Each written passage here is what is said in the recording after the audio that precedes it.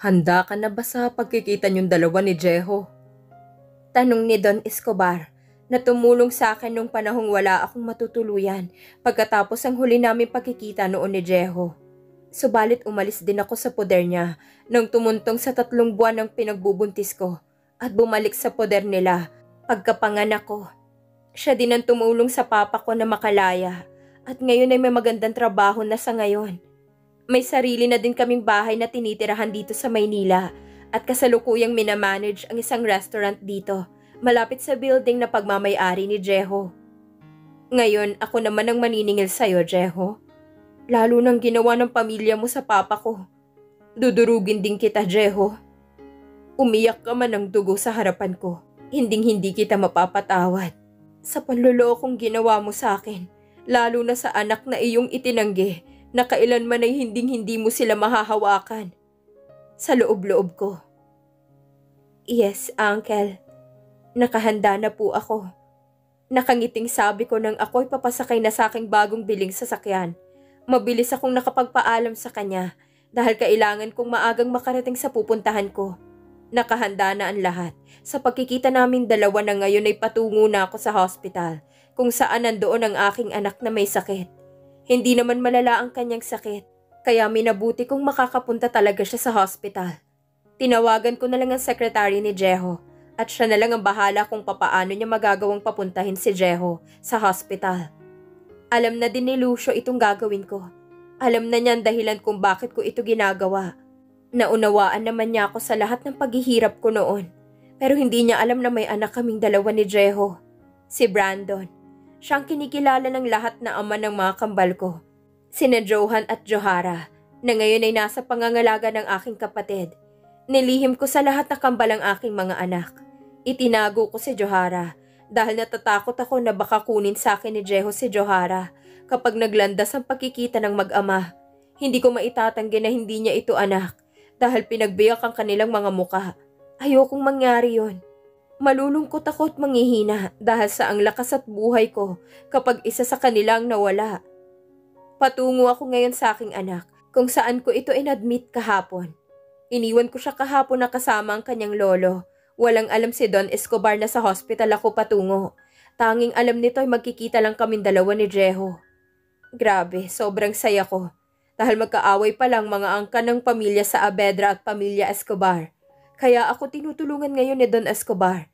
Kaya hindi ako mahihirapang maghigante, lalo na sa kanyang mommy, na siyang dahilan kaya pinakulong ni Lola Amanda ang aking papa. Hey, asan ka na? Inis na tanong ko kay Brandon mula sa kabilang linya. Pinauwi ko pa talaga siya galing sa Amerika. Ako naman ngayon ang hihingi ng tulong sa kanya na hindi niya ako pwedeng tanggihan.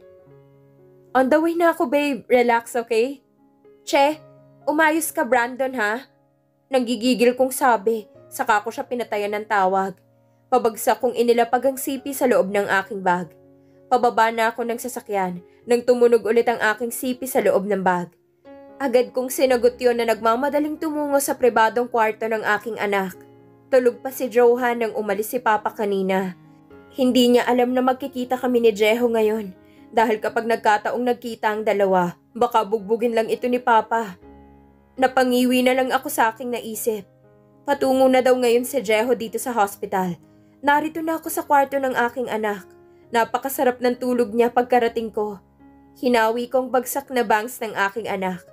Sa akin naman ni Johan ang lahat. Ang buhok, tabas ng muka, ang kanyang labi, ang kanyang mga mata, ang ilong at pati kulay ng kanyang balat at ugali ay sa akin din niya namana. Humalik ako sa kanyang noo at marahang hinaplos ang kanyang pisngi. Napangiti ako dahil makikita na niya ang kanyang tunay na ama. Ano kaya ang mararamdaman nila sa isa't isa kapag nagkita na ang mga ito? Habang abala ko sa pagtitig sa mukha ng gwapo kong anak, hindi ko na malaya na nakapasok na pala ang doktor. Siya ang doktor ng aking anak. Tumayo ako upang salubungin siya, pero nang magsalita ang aking anak, lumingon ako. Nakangiti ito nang masulyapan ko siya.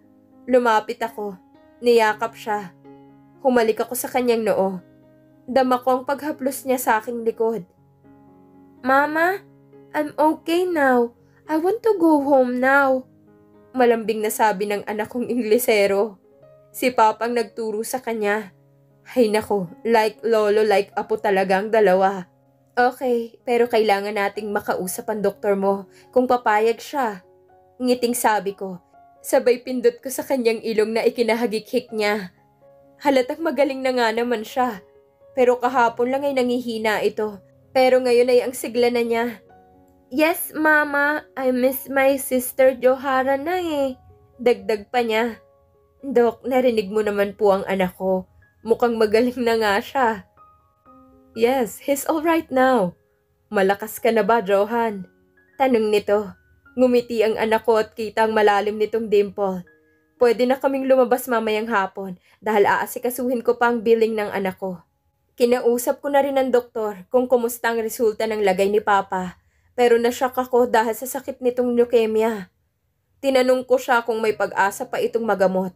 Ang kaso sobrang laki ng magagastos.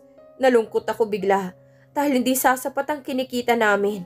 Kahit na may mga trabaho pa kaming dalawa, ay hindi sasapat yun para maipagamot si Papa. Napalingon kaming dalawa nang may biglang nagsalita. Natampal ko bigla ang aking noo. Anong dugong pinagsasabi niya? Wala naman akong sinasabi sa sekretary niya na gano'n ang idahilan niya para makapunta lang dito si Jeho. Malala na to. Oh, Jeho, you're here. Sabi ng doktor sa bagong dating na si Jeho. Ngunit sa akin siya nakatingin. Tila nagulat ito sa pagkikita namin dalawa. Nagtama ang aming mga mata nang mapatingin ako sa kanya. Ang dati niyang katawan noon ay mas makisig na ang kanyang pangangatawan ngayon. Ang tabas ng kanyang mukha ay hindi ko masasabing ganun pa din siya gaya ng dati. Sobrang gwapo niya na ngayon. Ang kanyang mapula at malambot niyang labi na siyang kinaaadikan ko noon sa tuwing hinahalikan niya ako. Napasinghap ako. Hindi ko alam kung ilang beses na ako napalunok ng laway. Bakit? Hindi ko man lang magawang iwasan ang kanyang paninitig. Bigla na lang ako nakaramdam ng malakas na pagkabog sa aking dibdib. Para akong hinuhubaran sa paninitig niya. Gusto ko itong iwasan pero para akong hinihila dahil sa mga mapupungay niyang mga mata. Hey, are you listening, Jeho? Kay Ril. Napaigtad ako sa kinatatayuan ko sa pagtatanong ng doktor sa amin dalawa, kaya ako nakaiwas sa paninitig nito. Yes, Doc. Sabay tugon namin dalawa. Napairap ako pagkatingin ko sa kanya. Ay nako, maiwan ko na nga lang kayong dalawa. Kahit magsalita ako na magsalita dito, hindi kayo nakikinig na dalawa. Sabi nito, kaya umalis na lang ang doktor. Kaming tatlo na lang ang naiwan dito. Dumako ang tingin ko sa anak ko at matamang nakatingin sa lalaking nasa harapan niya. Mama, who is he? Tanong ng aking anak. Dahan-dahan naman ang paglapit ni Jeho sa kinaroroonan namin. Is he my son? Mahinahong tanong nito sa akin. Kumunot ang noo ng aking anak. Tumingin siya sa akin dahil sa naguguluhan niyang isip. Son? Anak niya po ako, Mama? Naguguluhan niyang tanong. Madaldalang anak ko kahit 4 na taong gulang pa lamang siya. Nagiging palatanong na ito sa mga bagay-bagay na hindi niya maunawaan. Ngumiti ako sa kanya at hinawakan ang kamay ng aking anak. Sasagutin ko palang sana ang kanyang tanong. Nang bumukas ang pinto, bumungad doon ang bagong dating na si Brandon. Hello, am I late? Tuwang-tuwang tinawag ng anak ko si Brandon pagkakita nito dito. Bumangon ito sa kanyang kinahihigaan. Si Brandon ang kinagisnan nilang ama mula noong isinilang ko ang mga anak ko noon. Sumulyap ako kay Jeho. Nag-iigting ang kanyang panga nang makita ko ito. Kuyom din nitong 2 kamao niya at nagtitimpilang ito sa galit habang titig na titig siya kay Brandon. Nice to see you, Jeho. Pati ni Brandon ang tabihan niya ang anak ko. Hindi makapagsalita si Jeho nang matamang nakatingin lang sa dalawa. Kyril, can I talk to you for a while? Yung tayo lang dalawa, please. Mahinahon niyang sabi. Napatingin muna ako kay Brandon at sa anak ko. Abala ang dalawa sa dalang pasalubong nitong mga laruan kay Johan. Sige, sa labas tayo mag-uusap. Tugon ko. Nauna na akong lumabas. Sumunod naman ito sa akin. Hindi na ako nagpaalam pa kay Brandon dahil alam kong tututol lang ito. Nang nasa labas na kami ng kwarto, bigla niyang hinawakan ang aking kamay. Gusto kong tanggalin yon. Ngunit napakahigpit ng hawak nito sa aking kamay. Ayaw niya akong bitawan. Jeho, Pwede bang bitawan mo ang kamay ko? Matigas kong sabi, ngunit tinatangay niya ako patungo sa elevator. Madali niyang pinindot ang button, kaya bumukas agad ang pintuan ng elevator. Walang laman, tanging kaming dalawa lang ang sakay nito pagkapasok namin. Hawak pa din niya ang aking kamay. Ayaw niya talagang bitawan ito. Hindi mo pa pabibitawan ang kamay ko? Galit na sabi ko. No, sweetheart. Sabi nito sa nangaakit niyang boses. Kinilabutan ako sa sinabi niya. Pilit ko pa din tinatanggal ang aking kamay, pero ayaw niya talagang bitawan ito. I hate you, Jeho. I hate you. Pag-uulit ko at iwinasiwas ko ang kanyang kamay dahil sa galit ko. Dumistansya ako sa kanya para hindi maglapit ang aming mga katawan. Pero mali ata ang pag-iwas ko sa kanya dahil bigla niya akong hinila kaya ako napasandig sa malapad at matigas niyang dibdib. Bigla niya akong niyapos ng mainit niyang yakap. Nagpumiglas ako pero mas lalo lang niyang hinigpitan ang pagkakayakap nito sa akin. Bigla akong nakaramdam ng kirot sa aking puso dahil sa mga masasakit na alaalang nakabaon na sa aking puso. Napaluha ako habang sinusuntok ko siya sa kanyang malapad na likod. I hate you, Jeho. I hate you. Maluha-luha kong sabi sa kanya. Sige, saktan mo lang ako, sweetheart. Dahil kulang pa itong kabayaran para maibsan ang sakit dyan sa puso mo. You hated me, sweetheart. But I still love you. I still love you, sweetheart. Bulong nito sa aking tenga habang patuloy ko lang siyang sinusuntok sa kanyang likod. Hinayaan ko na lang na nakayakap ang sarili ko sa kanyang katawan. Kahit na papaano'y naramdaman kong muli ang init nito. Ang unang lalaking minahal ko. Napatigil din ako sa pag-iyak nang bumukas ang pintuan ng elevator. Pumungat sa amin ang ilang mga sasakay sa loob.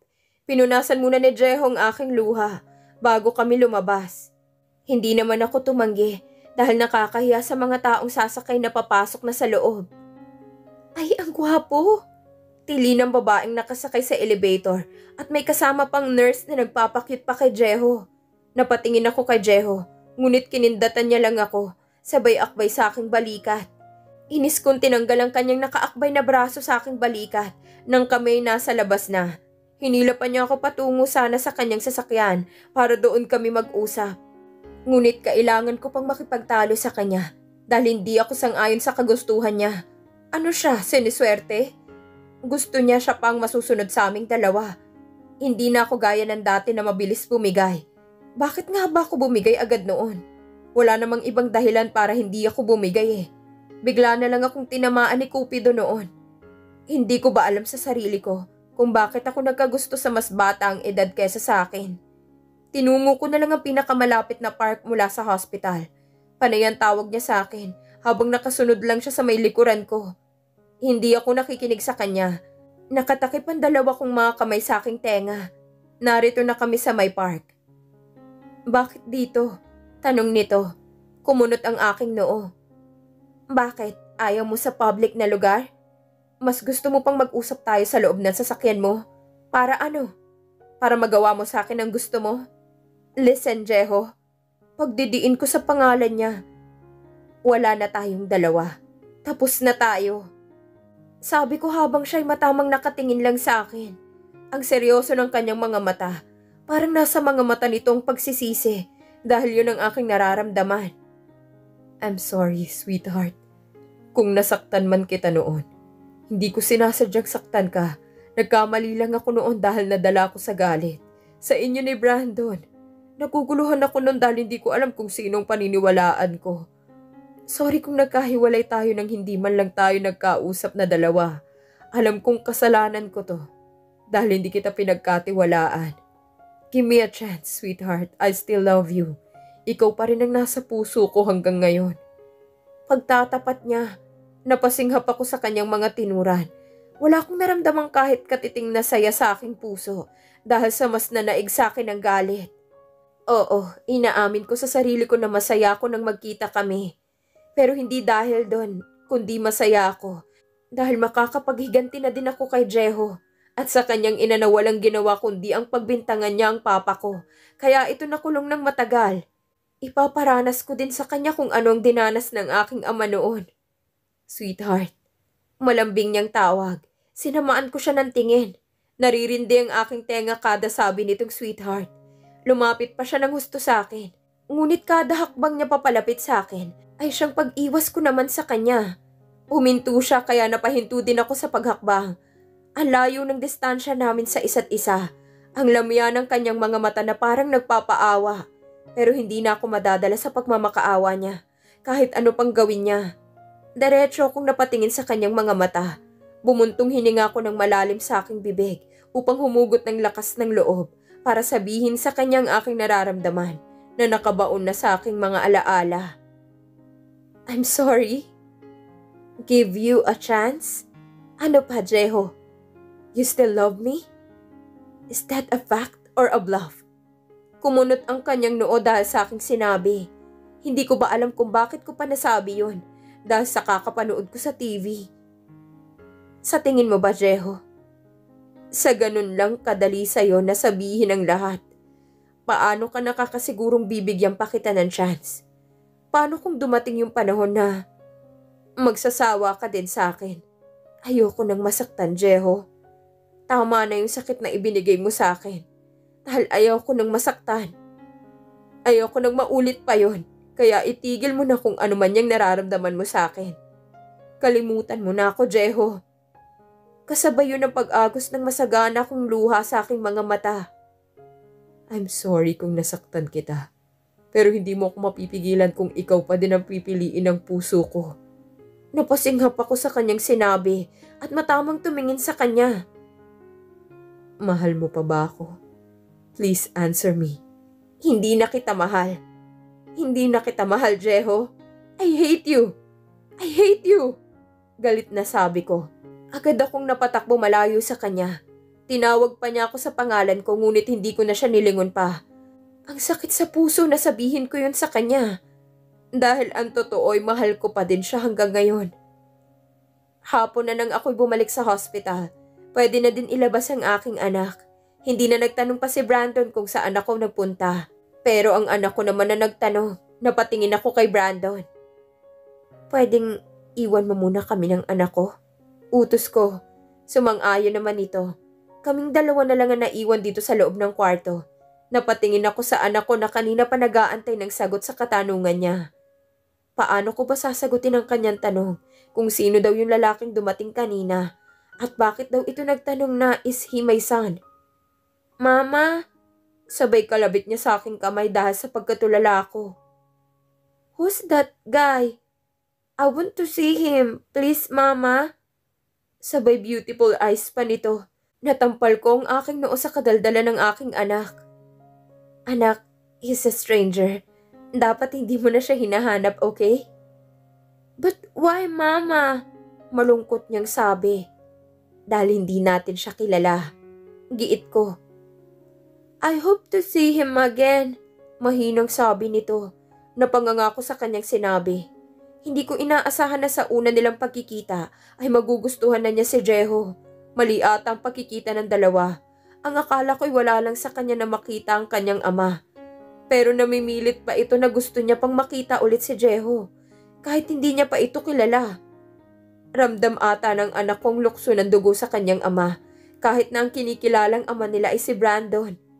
Pauwi na kami sa bahay. Si Brandon na naghatid sa aming bagong tinitirahan. Hindi naman ito gaanong kalakihan. Pero sapat na sa amin ng ganitong kaliit na tirahan. Basta't may masisilungan kami at kumpleto sa kagamitan. Karga-karga ni Brandon ang tulog na si Johan. Nang kamay papasok sa loob ng kanyang silid. Maingat niya itong inilapag sa malambot nitong kama. Marahan niyang hinalikan ng noo nito at hinawi pa nito ang bangs. Sana ako na lang ang tunay mong ama, sabi nito. Paano? Ganito na lang ba ang sitwasyon natin? Tanong nito. So, nagrereklamo ka na? Wala tayong kasunduan na magiging tayo, ha? Inis na sabi ko sabay padyak palabas ng kwarto. Hindi ka naman lang mabiro.